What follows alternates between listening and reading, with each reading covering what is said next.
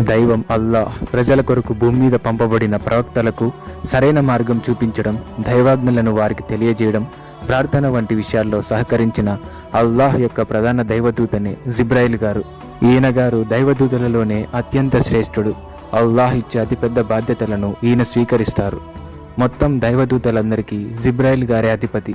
పూర్వం పవిత్ర దైవగృహమైనటువంటి కాబాను నిర్మింపజేసిన సమయంలో ప్రవక్త ఆదాం మరియు ఇబ్రహీం గారికి దగ్గరుండి మార్గనిర్దేశాన్ని ఇచ్చినటువంటి ఏకైక దైవదూతనే జిబ్రాయిల్ గారు. ఈయన దైవానికి అతి సన్నిహితంగా ఉంటారు. దైవం అల్లాహ్ చెప్పే ఆజ్ఞలను ప్రవక్తల వద్దకు తీసుకెళ్లడమే ఈయన ప్రధాన కార్యం. పూర్వం మొదటి ప్రవక్త ఆదాం గారి నుండి చివరి ప్రవక్త ముహమ్మద్ సల్లల్లాహు అలైహి వసల్లం గారి వరకు ప్రతి ఒక్కరి జీవితంలో ఈయన ఖచ్చితంగా ఉంటారు. ప్రతి ప్రవక్తతో ఈయనకు బంధం ఉంది. ముహమ్మద్ సల్లల్లాహు అలైహి వసల్లం గారి కాలంలో